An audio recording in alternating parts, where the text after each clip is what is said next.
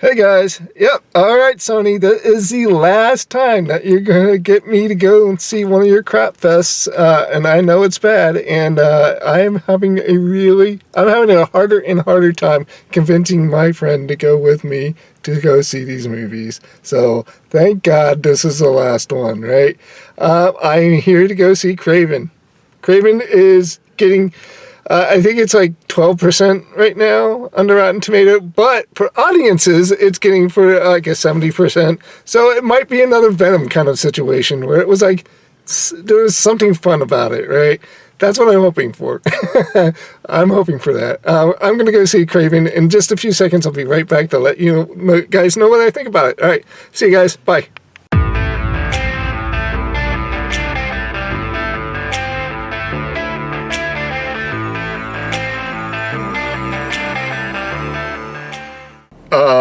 I just got done watching the Kraven, and to be honest, before I start telling you what this movie is about, I'm just going to give you my theory right up front. I think it's just Sony in its last ditch effort to play in this universe, because we got a lot of characters with little explanation. I simply really paper thin explanations of their character.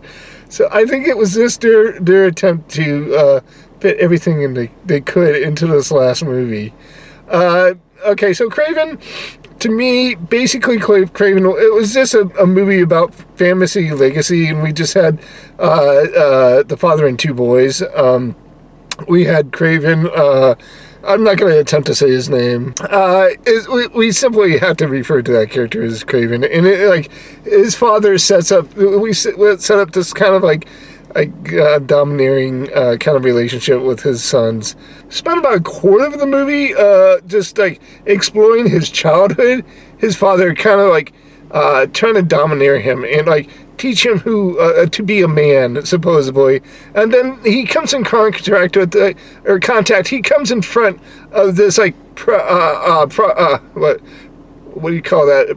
Apex predator of the Lion Kingdom, where it's this lion that they've been hunting for a while, and he has a staring contest where he actually becomes soul brothers with this lion. It was really weird, where he lowers his rifle and becomes one with this lion, and the next thing you know, the father is trying to save him by shooting the lion.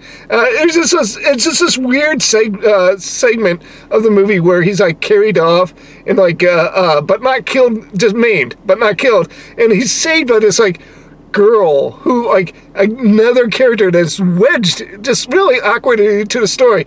These characters are just thrown in violently into the story with little to no explanation. The Rhino was exactly the same thing. He was he was the competition to his father's crime business, right? Those characters were just very two-dimensional is exactly what I'm saying.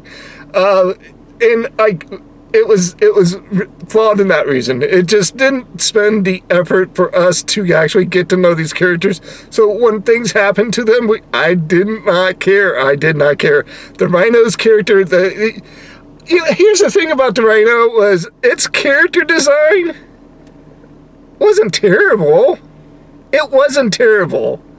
Put into a better movie with the same character design, I would have actually liked that character.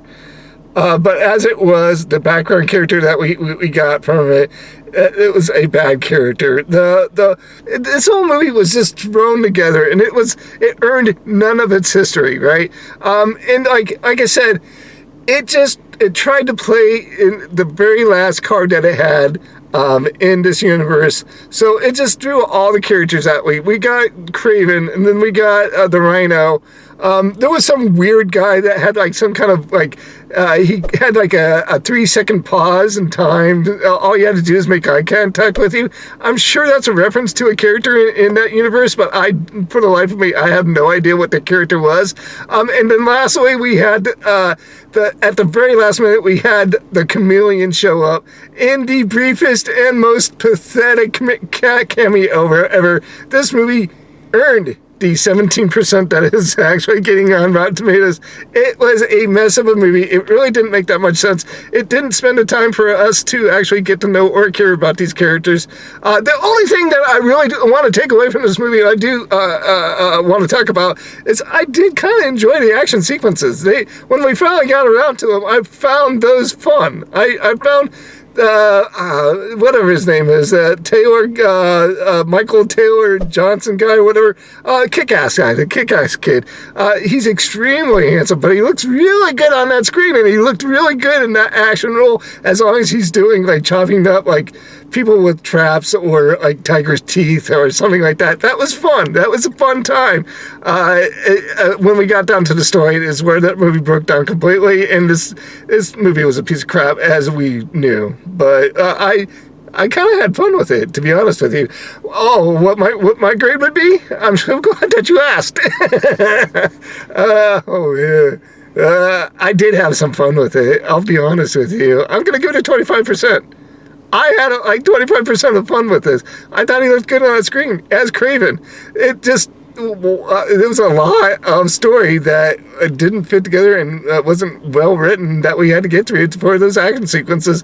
Yeah, so there you go. I enjoyed it 25%. 75% of the rest of it was a piece of poop. Other than that, I did want to mention real quick that I've been having a hard time getting videos out, and it's only because of where I am right now. I'm moving in and stuff like that, and I had a major family member pass away, so I'm adjusting to that. But as I put out my last video, and as I've been watching my past videos, I realized that I really need this stuff, and I need to be in front of this camera and to be in front of you guys. So I will be back.